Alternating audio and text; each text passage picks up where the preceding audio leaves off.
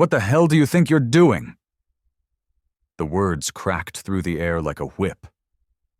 Amelia froze, her breath catching in her chest like a trapped bird. On her back, 5-year-old Leo clutched at her shoulders, his small body startled by the venom in his father's tone. His oversized cowboy hat, a treasured relic from his late mother, tumbled to the polished marble floor. Julian Croft stormed into the grand parlor, a thundercloud in a tailored charcoal suit. His jaw was a granite ridge of fury, his eyes chips of ice. "Are you out of your mind, Miss Vance? Crawling on the floor with my son like a damn circus act." Amelia gently helped Leo slide off her back, her movements slow and deliberate. She rose to her feet, her simple housekeeper's uniform suddenly feeling like a costume. "Mr. Croft, he wanted to play. I made sure he was safe." "Safe?" Julian's voice dripped with scorn. "He could have fallen, hit his head. Do you think I'd let some woman I hired as house staff put my son at risk like that?" "I wasn't putting him at risk," Amelia said, her voice firm but respectful. A spark of defiance lit in her eyes. "He hasn't laughed like that in weeks. He hasn't even spoken much since the funeral." Julian's eyes narrowed into dangerous slits. "So you decided to cross the line, to be more than what you're paid to be."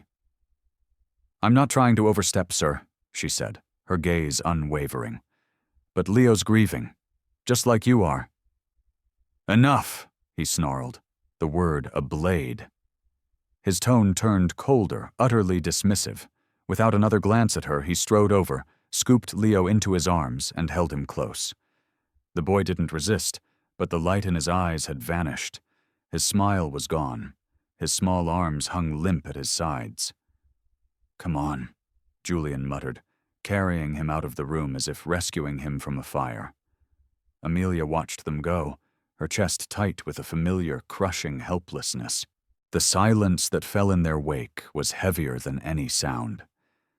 If you've ever felt like your best intentions were completely misunderstood, give this video a like to show you're with us, and comment where you're watching from. You might discover that someone right in your own neighborhood is watching this very moment, too. That night, Blackwood Manor was quiet again. Too quiet. It was the suffocating silence of a house holding its breath. Amelia moved through the cavernous rooms, cleaning up the scattered toys. She picked up the little cowboy hat, folded it neatly, and placed it on the nightstand beside Leo's pillow. She turned off the long hallway lights, their golden glow extinguishing one by one, and prepared to leave for her small staff quarters when a blood-curdling scream pierced the stillness. "Mommy!" Amelia didn't hesitate. She bolted up the grand, curving staircase, her heart hammering against her ribs.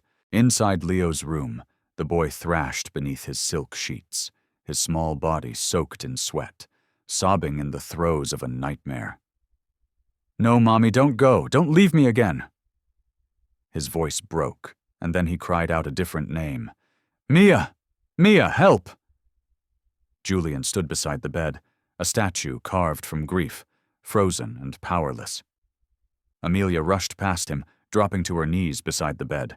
She gently took Leo's flailing hand. "I'm here, sweetheart," she whispered, her voice a low, soothing balm. "You're safe. You're not alone." Leo clung to her instantly, his small body shaking, his tears soaking the front of her shirt. She rocked him, whispering fragments of lullabies, her voice a low and steady anchor in his storm-tossed sleep. After a few minutes, his frantic breathing steadied, his tiny fingers relaxed their desperate grip, and he drifted back into a peaceful slumber. Amelia stood slowly, turning to face Julian.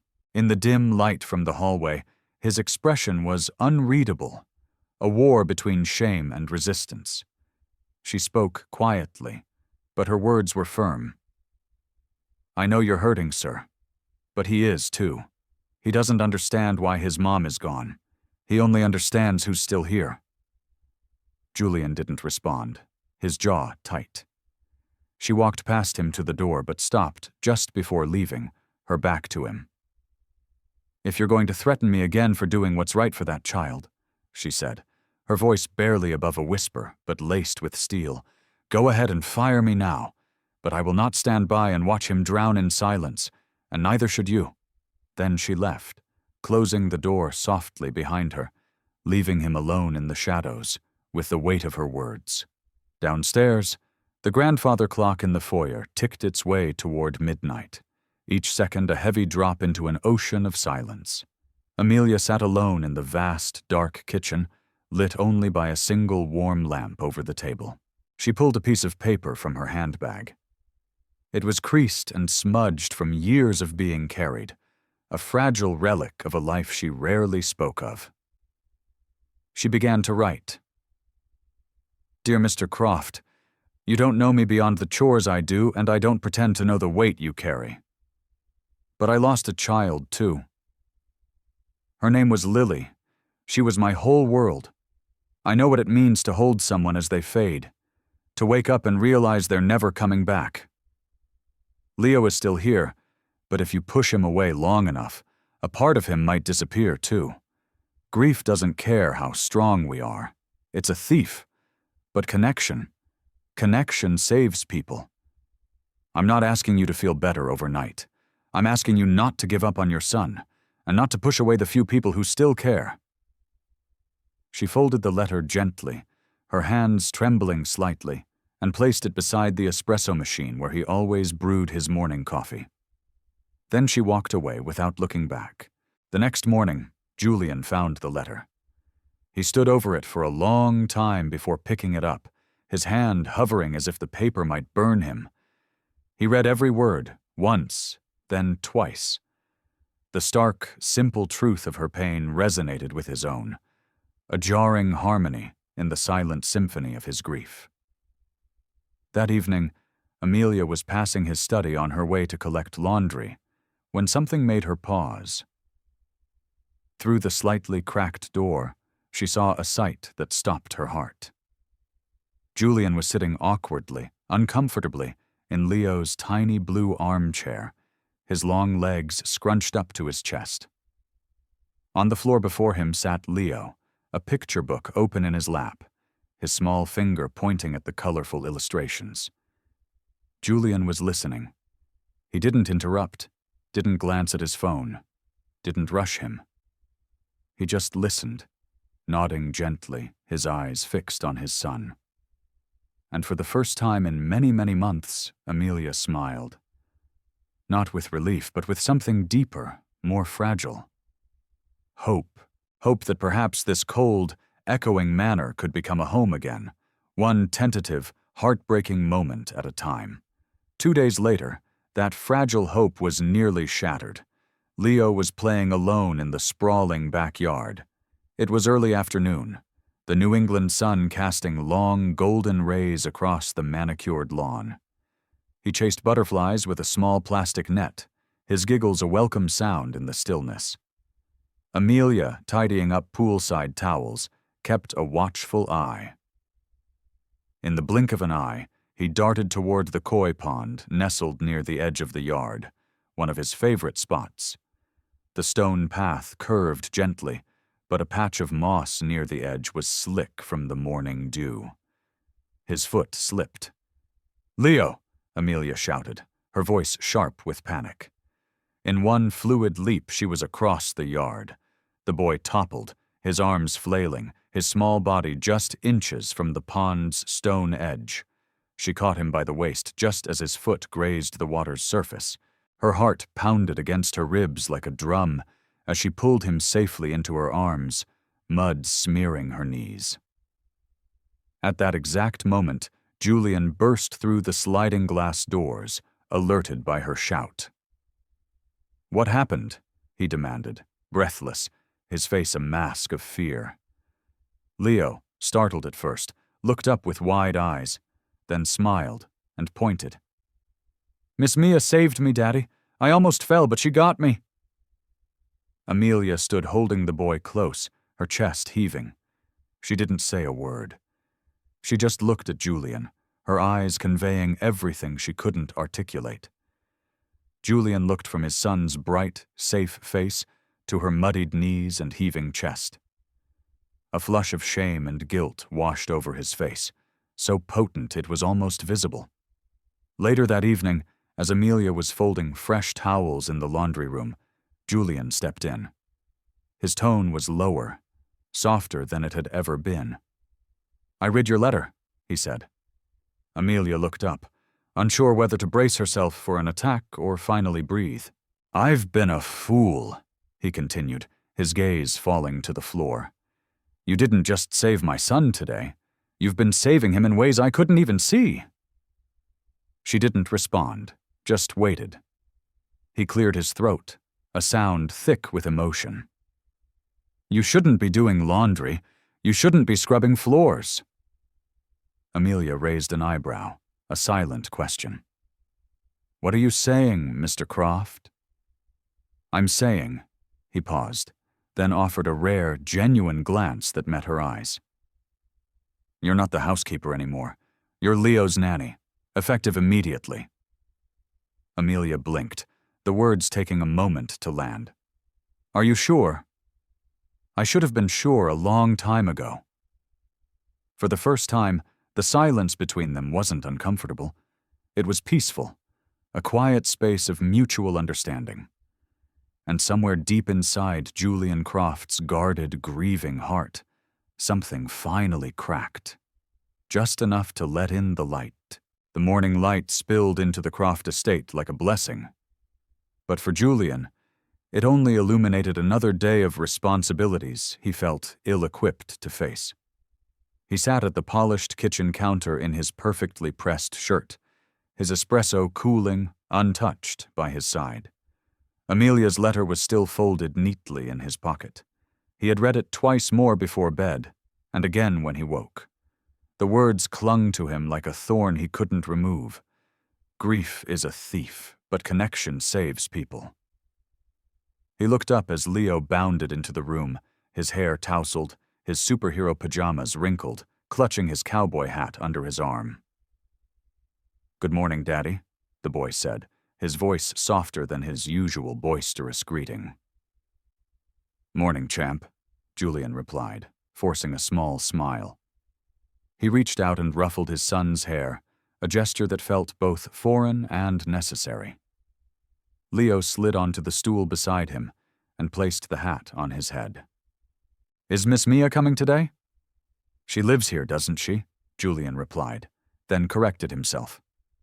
"Yes, she's coming." As if on cue, Amelia entered the kitchen carrying a tray with toast, orange juice, and scrambled eggs. Her uniform was crisp, her movements steady, but Julian noticed how she carried herself differently this morning, like someone who knew her role, her value, had fundamentally changed. He cleared his throat, the sound loud in the quiet room. "From today on," he announced, his voice a little too formal, "Miss Vance is not the housekeeper. She's your nanny, Leo." Leo blinked, his fork halfway to his mouth. "My nanny? But I don't need a nanny, Daddy." Julian bristled slightly. "Everyone your age needs someone to look after them." "I have you," Leo said simply. The words hit harder than Julian expected, a clean, sharp blow to his carefully constructed armor. He glanced at Amelia, who kept her expression carefully neutral, busying herself with pouring juice. "Daddy's busy," Julian said, his voice softer this time. "And Mia, she's better at things I'm not." Leo looked at Amelia, then back at his father. "Like playing horses?" Amelia almost smiled. "Like making sure you don't fall into ponds," she offered gently. The boy laughed, and for a moment the tension dissolved. Julian's chest eased, but he still felt the sting of his son's earlier words. "I have you." Had he, really? Later that morning, while Julian buried himself in conference calls in his study, Amelia led Leo out to the sprawling garden. He wore a little backpack stuffed with crayons, a notebook, and a collection of toy dinosaurs. They settled under the shade of a large oak tree at the edge of the manicured lawn. "Why did Daddy make you my nanny?" Leo asked, drawing crooked, angry lines in his notebook. "Because he knows you need someone to take care of you," Amelia replied gently. "And he can't always be here." Leo frowned. "He used to be." Amelia leaned closer, brushing a stray curl from his forehead. "Your dad misses your mom very much. Sometimes when people are really, really sad, they forget how to show love. But it doesn't mean they don't feel it." The boy was quiet for a long time, his crayon still. Then, in a whisper that was barely audible, he said, "I talk to Mommy at night. Do you think she hears me?" Amelia's throat tightened. She swallowed the lump that formed there and nodded. "I believe she does. And I think she wants you to laugh again, just like yesterday." Leo smiled faintly, then began scribbling a stick figure with wild, curly hair. "This is Mommy. This is me." He drew another figure next to them, taller. "And that's you," he said, pointing to the new figure holding their hands. Amelia blinked hard, forcing back the sudden burn of tears. "That's a beautiful picture, Leo." Inside the house, Julian stood at his study window, phone forgotten in his hand, staring out at the oak tree. He could see Amelia's head bent close to his son's, the two of them framed by dappled sunlight. He watched as Leo leaned into her, relaxed and safe in a way he hadn't been with anyone, including Julian, for months. Something in Julian's chest twisted, a painful knot of envy, guilt, and a profound, aching longing. When his call finally ended, he walked to the kitchen. He found the folded letter still in his pocket, pulled it out, and read it again. Every line burned with a truth he could no longer ignore. He poured himself another coffee but didn't touch it. That evening, during a tense, quiet dinner, Leo suddenly chattered. "And then Miss Mia said Mommy still hears me, so I told her about the princess in the tower, and she said maybe Daddy could be the knight." Julian's fork froze midway to his mouth. He glanced at Amelia, who quickly lowered her gaze to her plate. "Eat your vegetables, Leo," he said quietly. "I'm not hungry." Julian sighed, the sound heavy with frustration. "You need to eat." Then Leo pushed his plate away and crossed his small arms stubbornly. "Mommy used to make spaghetti on Tuesdays. Why don't we have that anymore?" The room went still. The question hung in the air, thick and painful. Julian's chest ached. He opened his mouth, but no words came. It was Amelia who, sensing his struggle, spoke gently. "How about we make spaghetti tomorrow? You can help me cook, Leo." The boy's face brightened instantly. "Really? Really?" Amelia confirmed with a nod.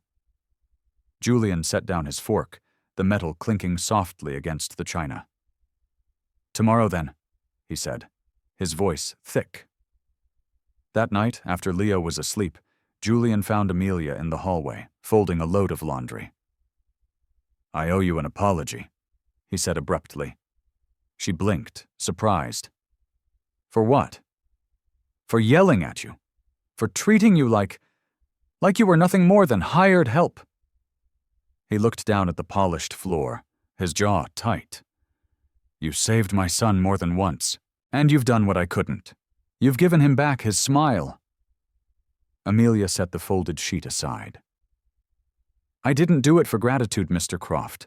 I did it because he needs someone to see him, to hear him." "I should have been that person," Julian said quietly, the admission costing him more than she could know. "You still can be," she replied, her voice soft but firm. "But you have to choose it." Their eyes met, and for the first time, Julian didn't look away. In her gaze, he didn't see judgment or pity. He saw understanding. The following morning, true to her promise, Amelia brought Leo into the kitchen.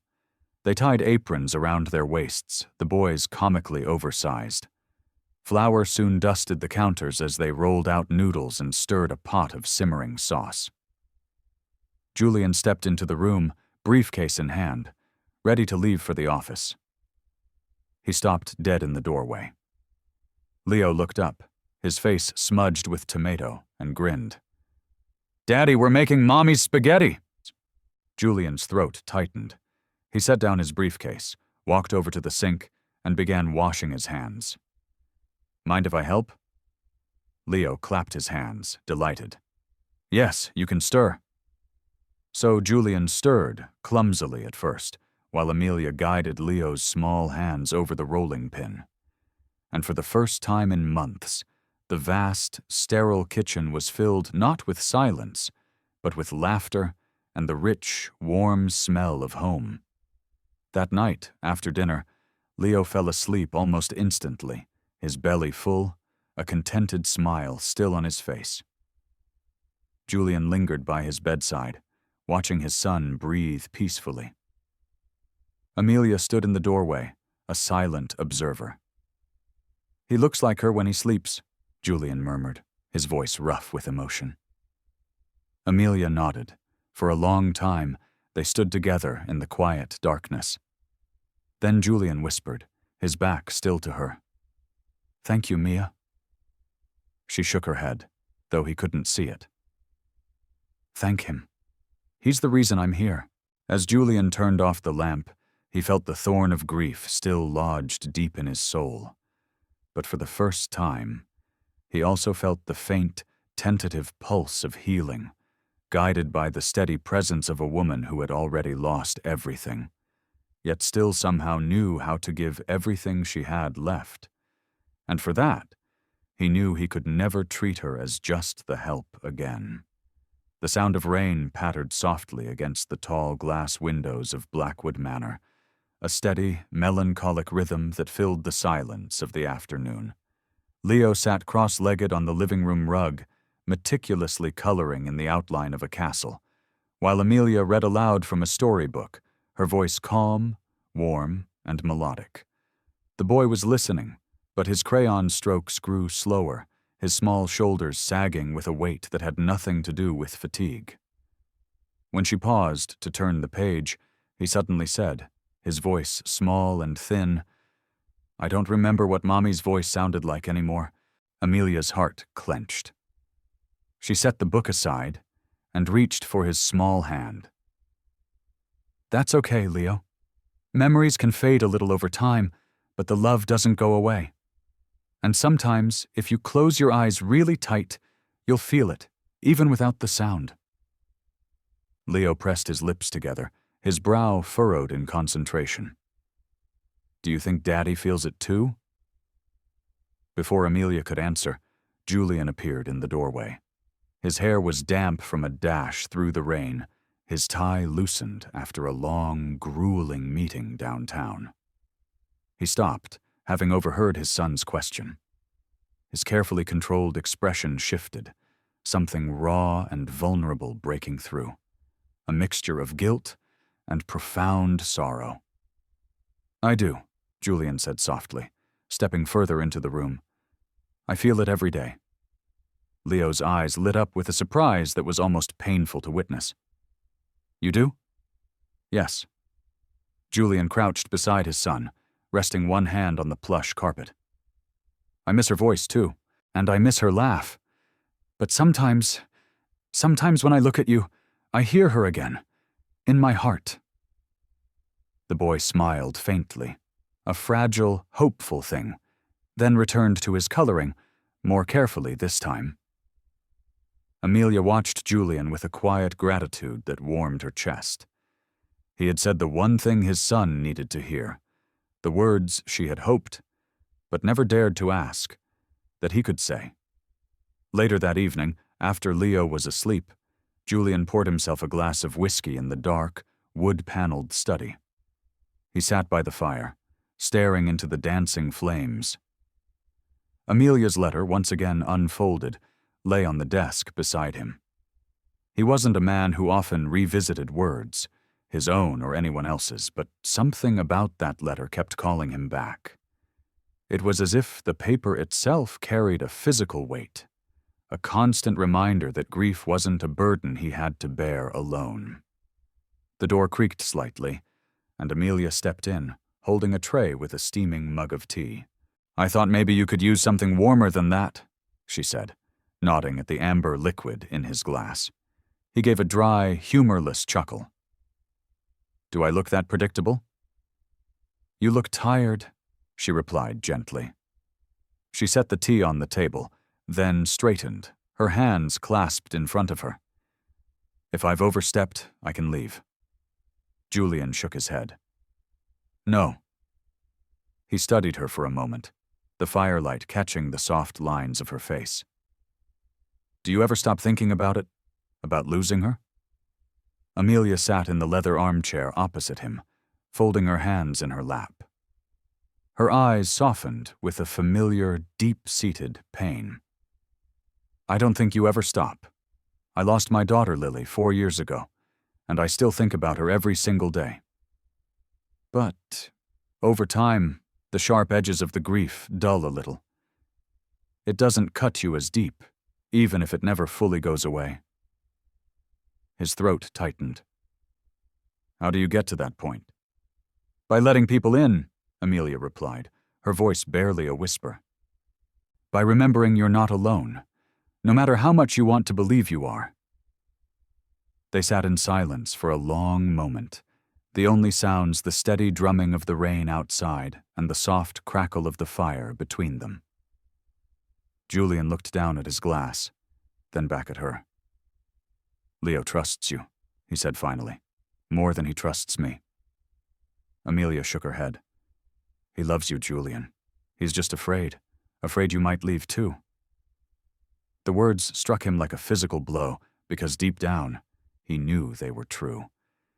He had been present in body but absent in spirit, a ghost in his own home, and his son had felt every inch of that distance. He leaned back in his chair, rubbing his temple. "I don't want to fail him." "Then don't," Amelia said simply. Her tone wasn't harsh, but it was firm, unwavering. "You can't bring Eleanor back, but you can be here, now. That's all he needs."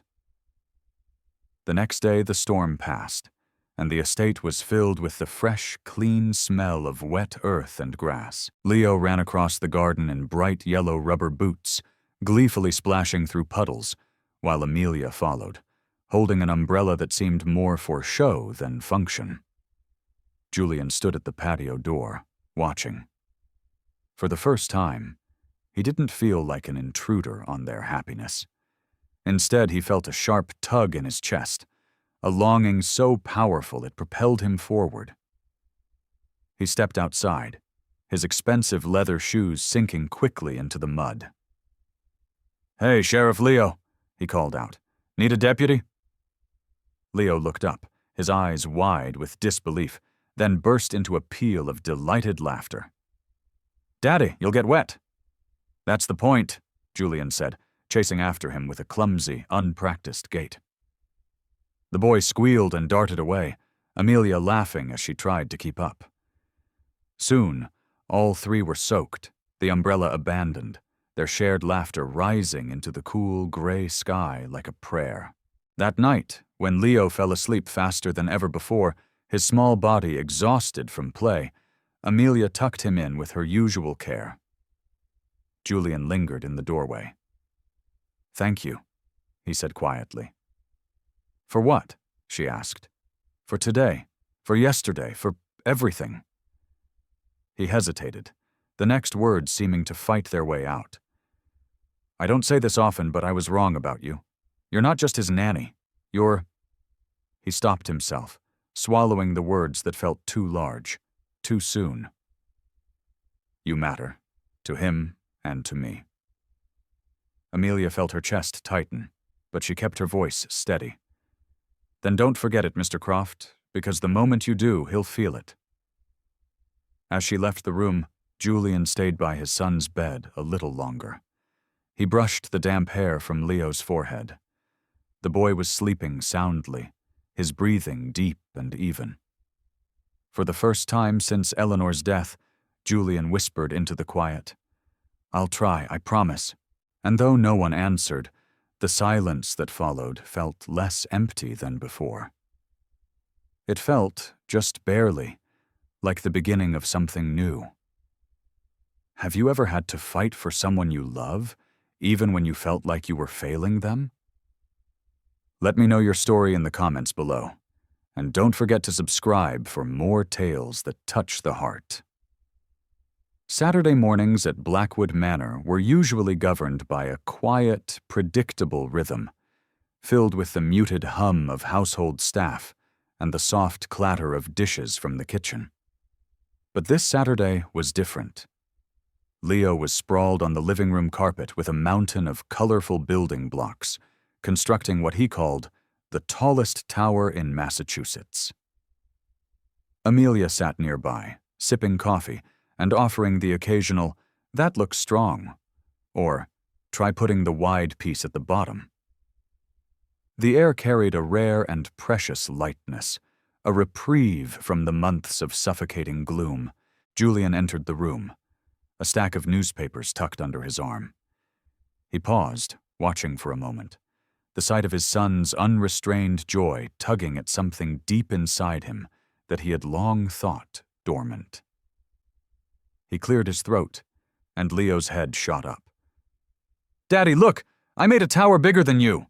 Leo declared, standing beside his teetering structure, arms spread wide for emphasis. Julian chuckled softly, a genuine sound that still felt new. "Almost, Sheriff. Give it a few more blocks." His eyes flicked to Amelia, who gave him a small, acknowledging nod. The peaceful moment was shattered by the sharp, insistent chime of the doorbell. The butler answered, and seconds later, a familiar voice cut through the calm like ice breaking over water. "Where's my nephew?" Amelia's spine stiffened. Julian's expression hardened into a familiar mask of stone. Into the room swept Catherine Davenport, Eleanor's younger sister. Elegant, poised, and sharp-eyed, she carried herself with an air of entitled ownership. She wore a cream-colored coat over a fitted dress, her heels clicking against the marble floor as though punctuating her disapproval with each step. "Catherine," Julian greeted curtly. "This is a surprise?" "Hardly," she replied, her gaze sweeping the room, landing on Leo first, then narrowing with undisguised contempt at Amelia. "I couldn't stay away any longer. My sister's memory deserves more than this circus." Leo's smile faded. "Aunt Catherine," he mumbled, taking a half-step closer to Amelia. Catherine crouched, forcing a saccharine, sweet smile as she extended her arms. "Come give your aunt a hug, darling." Leo hesitated, his small fingers gripping the hem of Amelia's blouse. "I'm busy," he said, his voice small but firm. Catherine's smile faltered. She straightened, her eyes as sharp as glass shards. "So this is how it is now. He clings to the help as if she's family." Julian's jaw clenched. "Enough! Amelia is here because she cares for him. She's earned her place." "Earned it?" Catherine snapped, turning on him. "She's a maid who got lucky. Do you honestly think society won't notice what's happening here? A grieving widower, a vulnerable child, and a complete stranger from nowhere taking advantage of the situation." Amelia drew in a slow breath, refusing to be cowed. "With all due respect, Ms. Davenport, I'm here because your nephew needs stability. He needs love.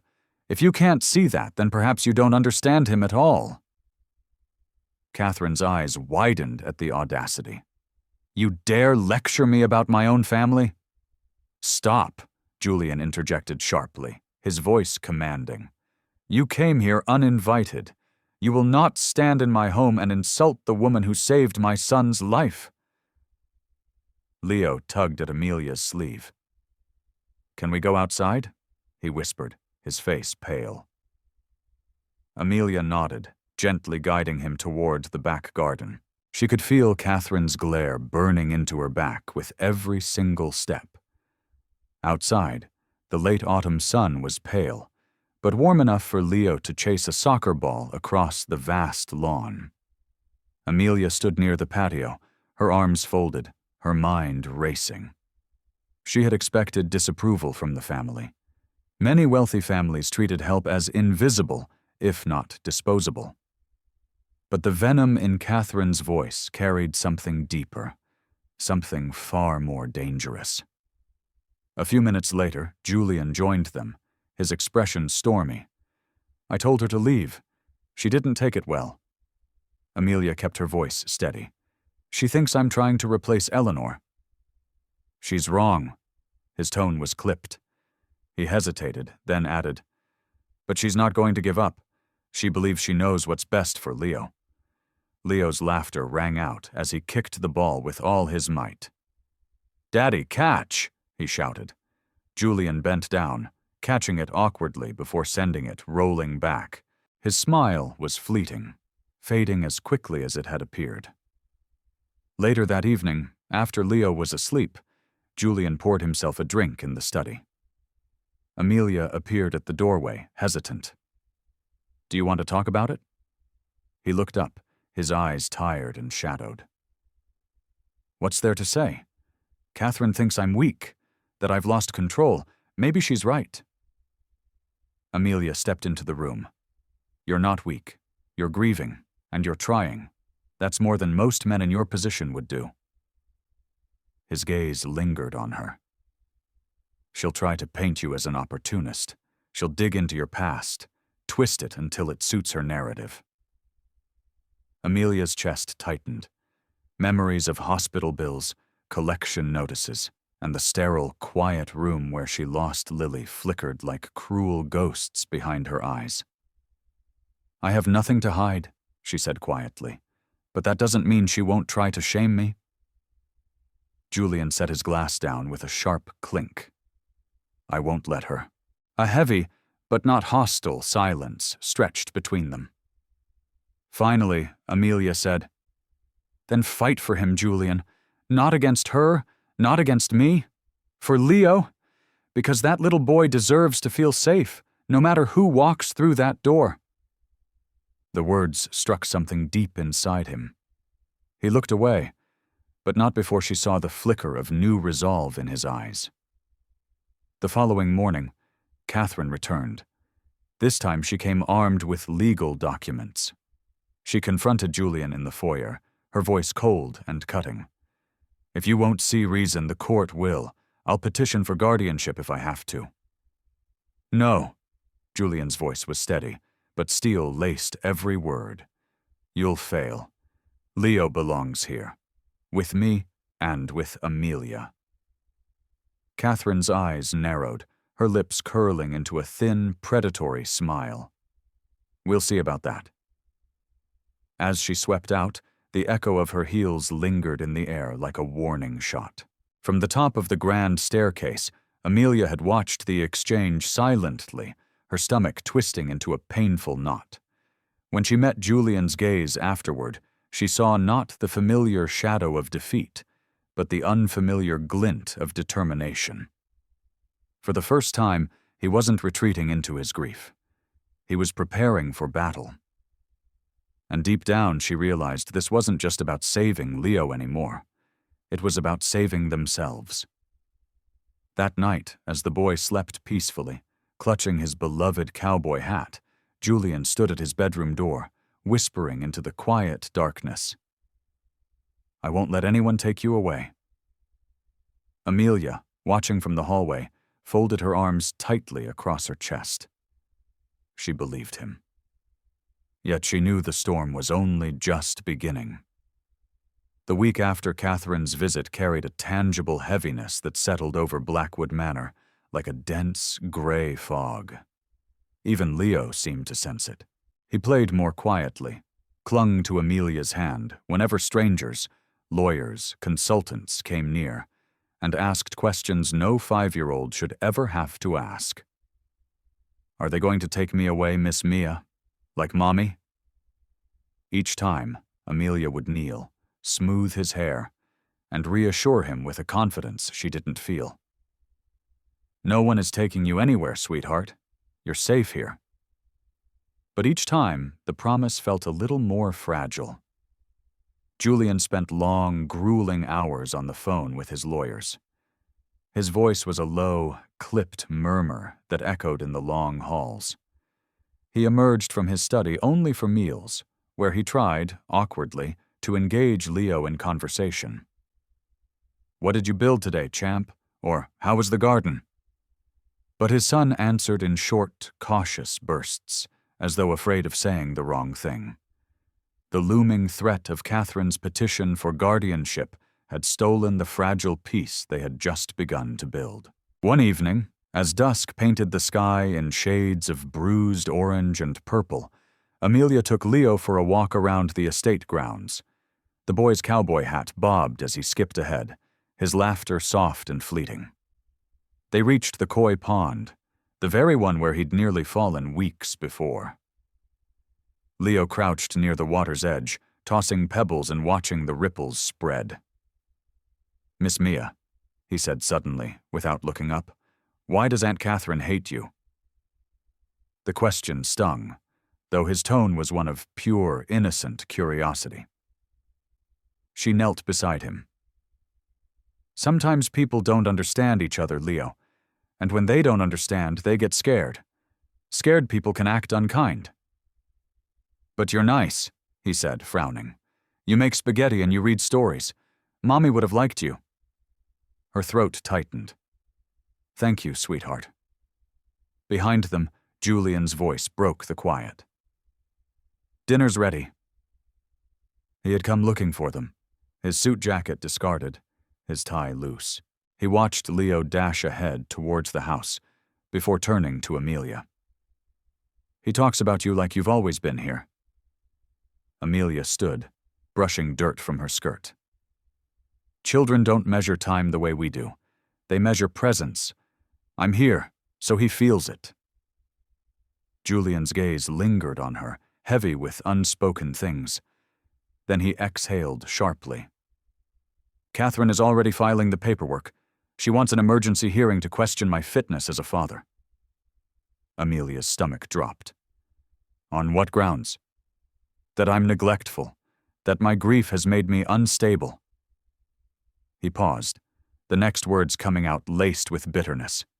"And she'll use your presence as Exhibit A, claiming you're influencing him, filling a role that isn't yours." Amelia crossed her arms, a protective gesture. "And what will you say?" "I'll say the truth," he answered, his voice firm. "That without you he'd be lost." She searched his face, looking for hesitation, but found none. Still, a cold fear snaked around her heart. "They'll dig into my past, Julian, into Lily, into the debts, the mistakes I made when I was desperate. They'll paint me as unfit, and they'll drag you down with me." "Let them." He stepped closer, his voice low but resolute. "I will not let anyone rewrite what you've done for us." The next morning, the house bustled with a new kind of tension. Julian's attorney arrived, a stern, impeccably dressed woman named Evelyn Sharp, who carried a thick stack of files. She sat with Julian and Amelia at the long dining table, her eyes sharp and analytical. "Catherine's strategy is simple," Evelyn explained, her voice all business. "She'll argue that Julian is emotionally compromised, that he has delegated parental responsibility to a domestic employee with no formal qualifications. She'll push for temporary guardianship under her care until you're deemed fit." Amelia's stomach twisted. "So, what happens to Leo?" "He'd live with her," Evelyn said matter-of-factly, "at least until the court decides otherwise." Julian slammed a hand against the table, the sound echoing in the cavernous room. "Over my dead body." Evelyn raised a single, perfectly sculpted eyebrow. "Emotion won't win this, Julian. Evidence will. We need to prove stability, a healthy environment, structure." She turned her piercing gaze to Amelia. "Which means you need to be careful. No arguments in public, no rash decisions. Every move you make will be scrutinized." Amelia nodded, though her pulse raced. She thought of Leo's drawings of the three of them holding hands beneath a smiling sun. Was that stability? Or would a court only see impropriety? That night, after Leo was asleep, Julian found Amelia in the kitchen, drying dishes that were already dry. "She'll ask you questions tomorrow," Julian said, leaning against the counter. "The lawyer. She wants to prepare us for court." "I'll answer," she said quietly. "I'll do whatever it takes." He studied her, the dim light casting shadows across her face. "You're not alone in this, Mia." She met his eyes. For a fleeting moment, the walls between them, employer and employee, grieving father and grieving mother, cracked. She wanted to believe him, but she knew the high cost of hope. The following day, Evelyn Sharp sat across from Amelia in the formal sitting room, her notebook open. "Why are you here, Miss Vance?" she asked, her pen poised. Amelia folded her hands in her lap. "Because Leo needed me. Because his father needed me, even if he didn't realize it at first." Evelyn tilted her head. "Do you love the boy?" "Yes," Amelia said without a flicker of hesitation. "As if he were my own." "And do you love his father?" The question caught her completely off guard. It hung in the air, sharp and dangerous. Her lips parted, but no sound came out. Before she could formulate an answer, Julian's voice cut in from the doorway. "That's irrelevant." But Amelia saw the way Evelyn's eyes narrowed, the way she quickly scribbled something down in her notes. That evening, Leo padded into Amelia's small room, dragging his stuffed bear.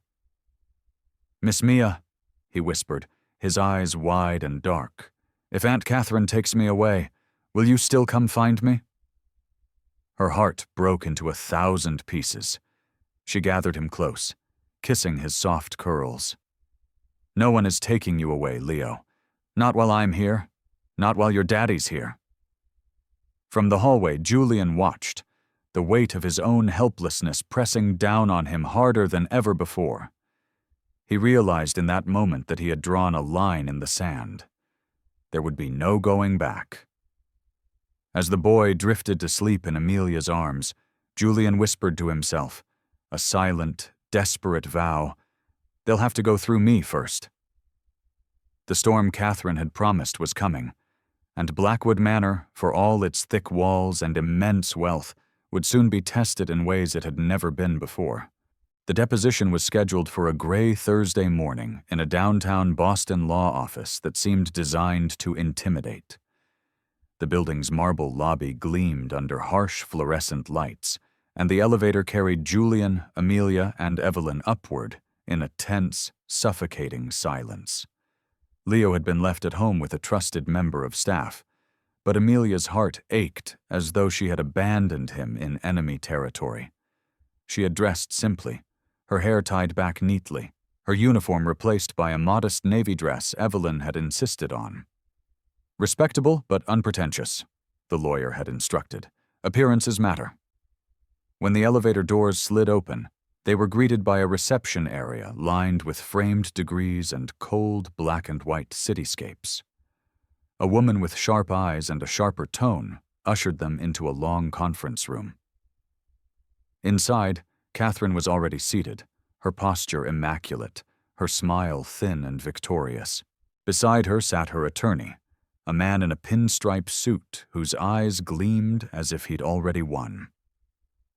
"Julian," Catherine said smoothly, "so good of you to come, and Miss Vance, or should I say, Miss Mother-in-Training?"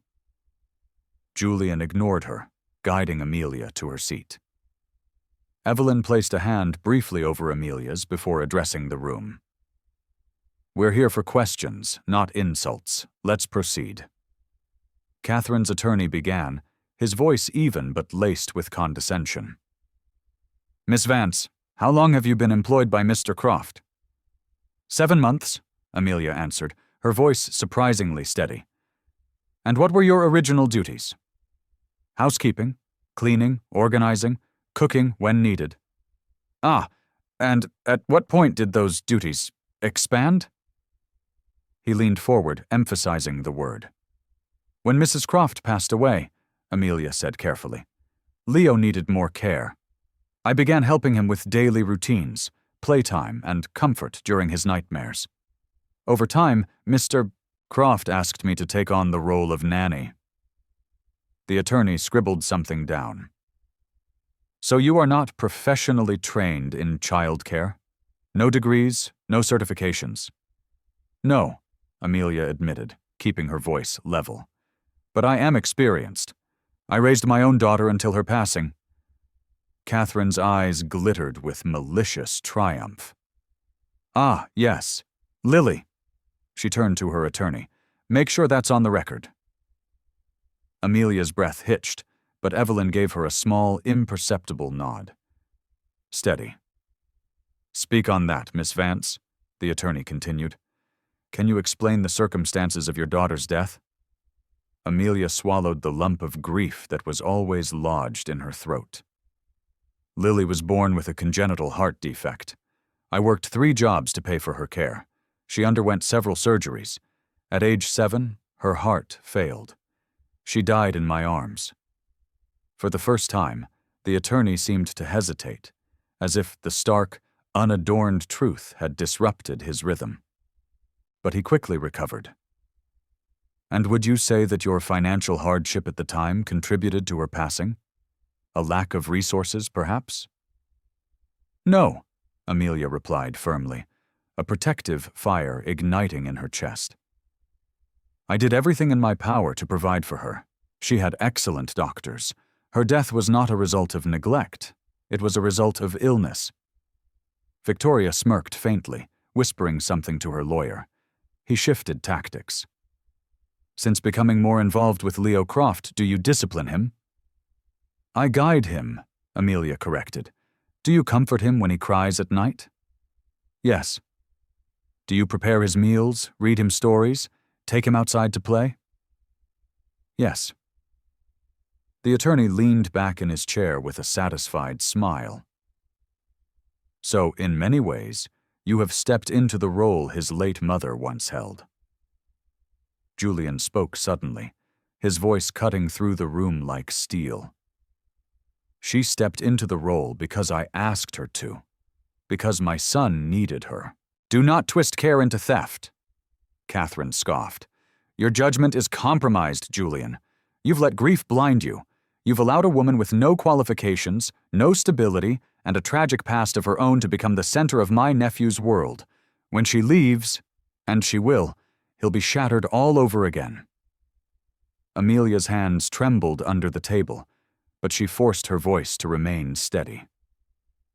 I have no intention of leaving Leo. I've given him stability, not taken it away. The attorney ignored her, his eyes fixed on Amelia. Miss Vance, are you romantically involved with Mr. Croft? The question sliced through the room, stunning her into silence. Evelyn shot to her feet.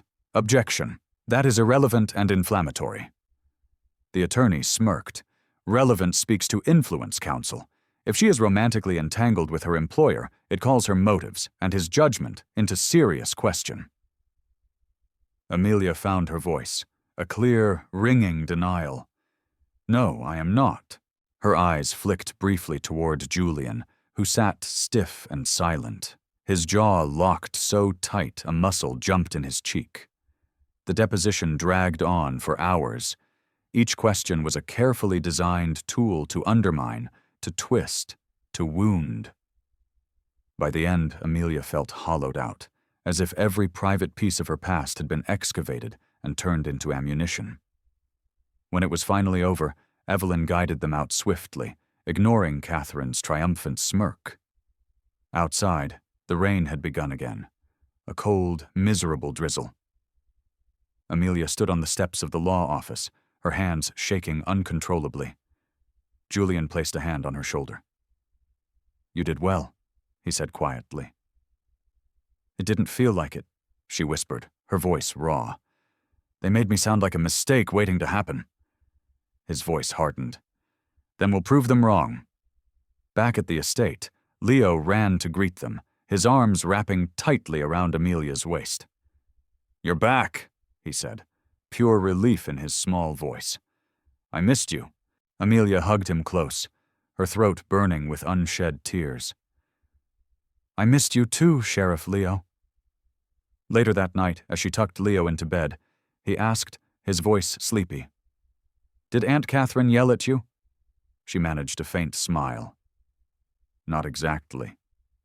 "Good," he said, yawning, "because you're my Miss Mia, and nobody gets to take that away." When he drifted to sleep, Amelia lingered, brushing his soft curls from his forehead. She stepped into the hall to find Julian waiting, his eyes shadowed but steady. "They'll use today against us," he admitted, "but they underestimated you. You didn't break." "I wanted to," she confessed softly.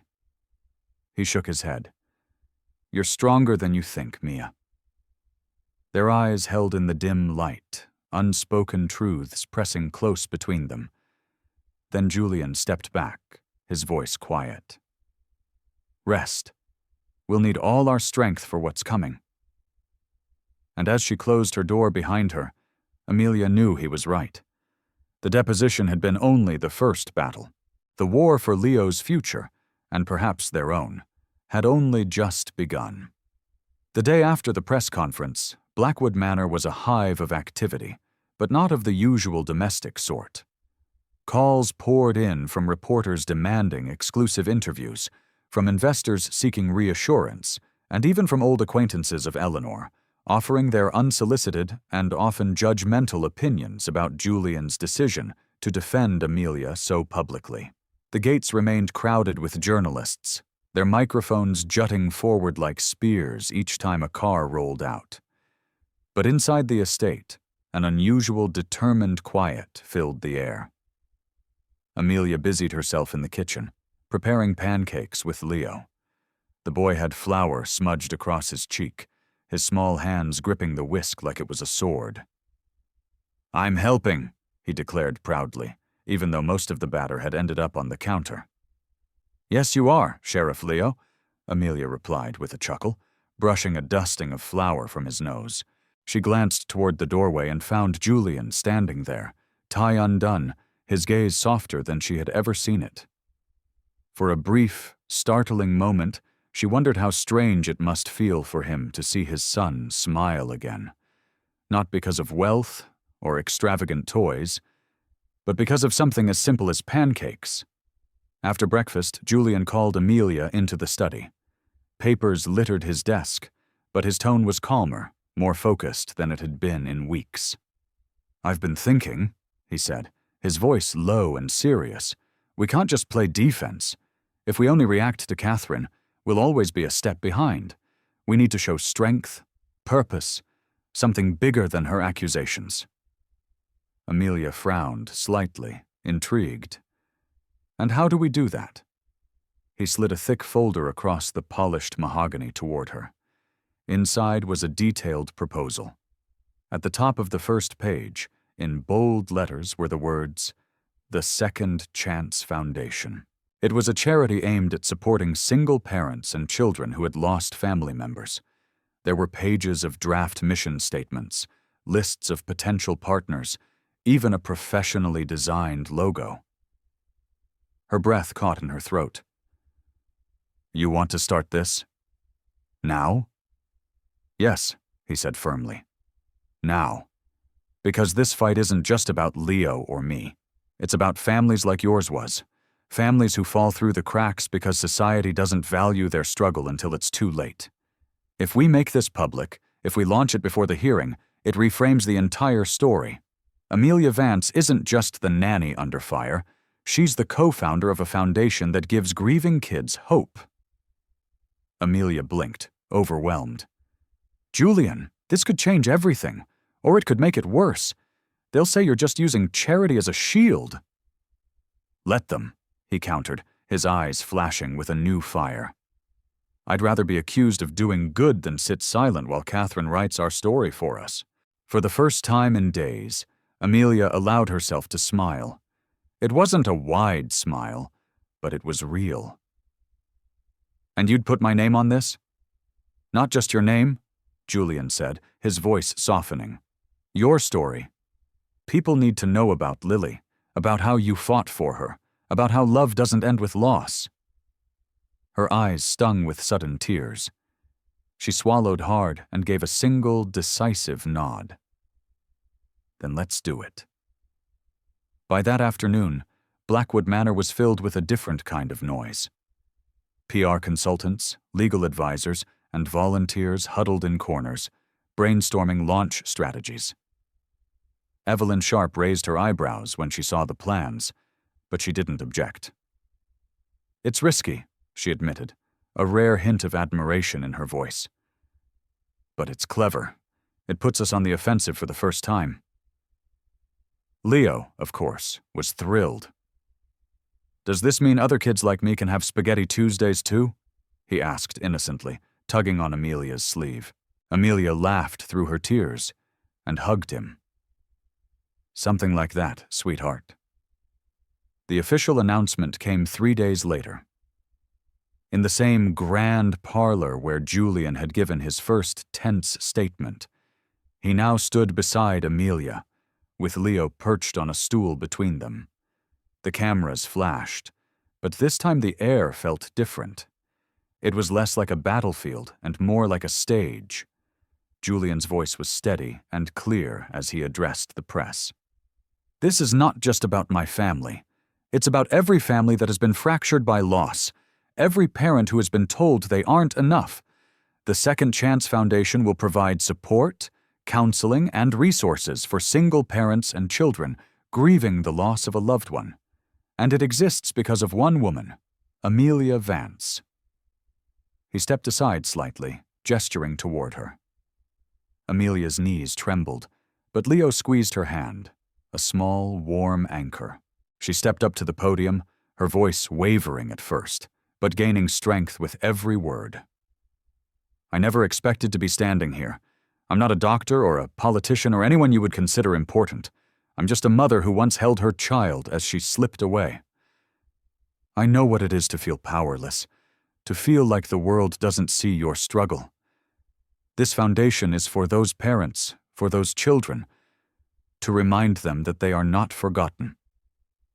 The room was silent for a beat before questions began flying. Miss Vance, is this an attempt to clean up your image before the custody hearing? Mr. Croft, are you admitting you cannot manage your family without Miss Vance's help? Julian raised a hand. This is not about image. This is about people who need help. If you want to spin this story, go ahead. But the work we do will speak louder than any headline you can write. The launch made waves. Some outlets dismissed it as a desperate publicity stunt, but many others praised the initiative, noting how personal and powerful Amelia's speech had been. Donations, small but heartfelt, trickled in almost immediately, many from parents who had lost children of their own, each one a testament to a shared, unspoken grief. But Catherine was not silent. The very next morning, she appeared on a national morning talk show, dressed in somber black as though in perpetual mourning for her sister. Her voice was smooth, her words measured and poisonous. This so-called foundation is nothing more than a smokescreen. My late sister Eleanor would be horrified to see her son paraded around as a prop for public pity. Julian is a grieving man being manipulated by a woman who clearly knows how to play the victim. I will not stand by while my nephew is raised in this chaos. Her words cut like knives when replayed on the television in the estate's study. Leo overheard and frowned. Why does Aunt Catherine hate us? Amelia knelt, pulling him close. She doesn't hate you, Leo. She just doesn't understand. But your daddy and I will make sure she can't hurt you. Julian stood in the doorway, his face hard as granite. She's declared war, he muttered. That evening, Evelyn gathered them in the study. Catherine is playing her strongest card now, public sympathy. She'll use your late wife's memory as a weapon at the hearing. We need to be ready. They'll push hard on Amelia's past, on her place in this house. They'll paint this foundation as exploitation, and we'll need to counter every single word." Amelia looked down at her hands. "And if I fail?" Julian shook his head firmly. "You won't, because the truth is on our side, and this time we're not just surviving. We're building something bigger than her lies." Later that night, when the estate was quiet, Amelia sat alone at her window, watching the distant lights of reporters' vans flicker at the gates. Her mind swirled with doubt and fear, but also with something she hadn't felt in a very long time. Purpose. She thought of Lily. She thought of Leo's smile when he'd said, "We're safe." She thought of Julian's voice when he'd said, "So do I." The storm outside was louder now, but inside her heart something steadier had begun to grow. A determination that no court, no smear campaign, no lie could shake. For the first time, Amelia believed she wasn't just surviving this battle. She was ready to fight it. For Leo, for Lily, for herself, and maybe, just maybe, for Julian, too. The morning of the final hearing arrived with a heavy, oppressive sky. Clouds pressed low over the Boston courthouse as though mirroring the weight in everyone's hearts. Inside Blackwood Manor, Leo clutched his cowboy hat, while Amelia buttoned his small shirt. He had insisted on coming to court this time. "It's about me, isn't it?" he had asked the night before, his voice small but steady. "Then I should be there." Julian had hesitated, but Evelyn had surprised them both by agreeing. "Sometimes the purest truth comes from the smallest voices," she had said. "It could sway the judge more than any of us."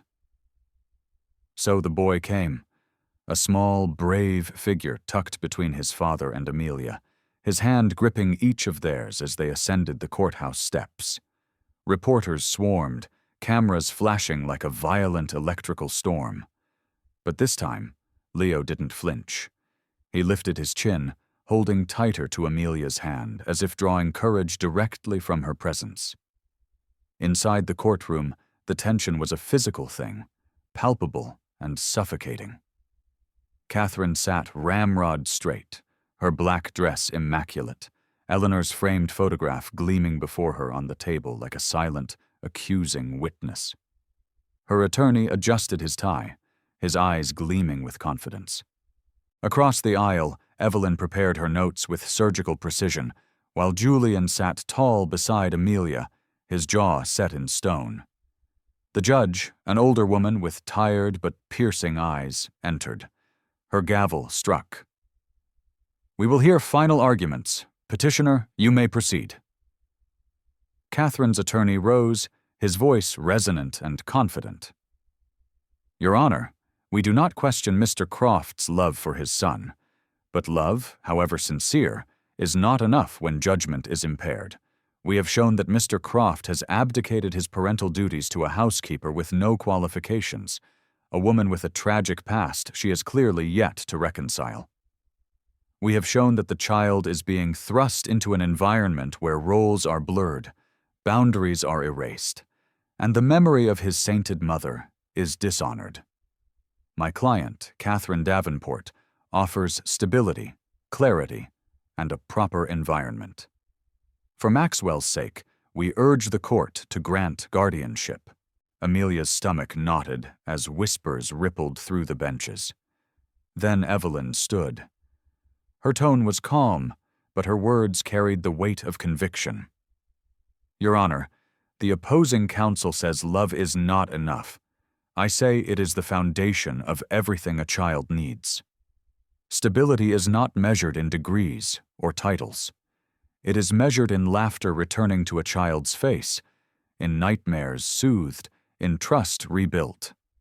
We have shown that under Mr. Croft's care, with Miss Vance's dedicated support, Leo Croft has not only survived his profound loss, but has begun to thrive. To remove him now would not preserve his mother's memory. It would shatter the fragile healing he has so bravely found. We ask the court to honor not just the letter of the law, but the living truth of this child's life." She turned slightly toward Leo, who sat quietly beside Amelia. The judge's eyes followed her gaze. "Young man," the judge said gently, her voice unexpectedly kind, "would you like to speak?" Gasps rippled across the courtroom. Julian froze. But Leo, to everyone's astonishment, nodded bravely. He stood, clutching his cowboy hat to his chest, and walked to the front. Amelia's heart pounded against her ribs as he climbed onto the small step that had been placed for child witnesses. The judge leaned forward. "Leo, can you tell me how you feel about where you live, and who takes care of you?" Leo took a deep, shaky breath. "I live with my daddy. He's sad sometimes, but he loves me. And Miss Mia takes care of me too. She reads to me and she saved me when I almost fell in the pond. She makes spaghetti on Tuesdays because Mommy used to. She makes me feel safe." His voice wavered, but he pressed on, his small face earnest. "I don't want to live anywhere else. I want to stay with my daddy, and I want Miss Mia to stay too." Absolute silence filled the room. Even the reporters in the gallery sat motionless. Catherine's face had tightened, her knuckles white where she gripped the frame of Eleanor's photo. The judge studied Leo for a long, silent moment, then nodded gently. "Thank you, Leo. That was very brave." The boy returned to his seat, and Amelia pulled him close, kissing the top of his head. Under the table, Julian's hand found her arm, squeezing once, a silent, powerful thank you. The judge announced that she had heard all testimony and would deliver her decision. A hush fell. "This court has heard extensive testimony over the past weeks," she began, her voice ringing with authority. "The matter before us is one of custody, whether Leo Croft shall remain with his father or be placed under the guardianship of his aunt. This is not a decision I render lightly. The welfare of the child must always come first." She paused, her gaze sweeping the room. Having considered all arguments, and having heard from the child himself, this court finds that the best interest of Leo Croft is served by remaining in the custody of his father, Alexander Croft. The petition for guardianship is denied. The gavel struck. For a moment, the silence held, suspended. Then Leo let out a sob of pure relief, throwing his arms around Amelia. "We won, Miss Mia, we won!" Julian closed his eyes briefly, his shoulders sagging with the release of weeks of crushing tension. He reached for his son, pulling both him and Amelia into a tight, desperate embrace. "Yes, buddy," he whispered, his voice thick with emotion. "We won." On the other side of the aisle, Catherine shot to her feet, fury twisting her elegant features. "This is a travesty. That child is being brainwashed, and this court has just sanctioned it. You will regret this, Julian." "Order!" The judge's gavel struck sharply. "Miss Davenport, this court has ruled. Further outbursts will not be tolerated." But Catherine's words lingered like a poisonous vapor in the air. Evelyn leaned in quickly. "Ignore her. She may appeal, but this decision is strong. We'll hold." Outside, the courthouse steps erupted into chaos. Reporters shouted, cameras flashed, questions overlapped in a deafening roar. "Mr. Croft, how do you feel?" "Miss Vance, will you be staying in the Croft household permanently?" "Ms. Davenport, will you appeal the decision?" Julian held Leo's hand in one and guided Amelia with the other, pushing through the throng. "No statements today," he said firmly, his voice carrying the undeniable weight of finality. "Today is for my family." Back at the estate, the air felt different. Lighter. The staff greeted them with cautious, then joyful smiles. Leo bounded inside, his cowboy hat bouncing. "Spaghetti Tuesday today, right?" he shouted, his joy returning in a glorious flood. Amelia laughed, the sound breaking free like sunlight after a long storm. "Yes, Sheriff Leo, extra sauce." Later, after Leo had gone to bed, exhausted but happy, Amelia found herself standing in the garden near the koi pond. The moonlight shimmered on the dark water, the same spot where she had once pulled Leo to safety. She closed her eyes, whispering to the memory of Lily. "We made it.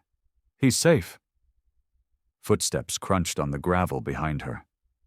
Julian joined her, his hands in his pockets. "I thought I'd find you here." She smiled faintly.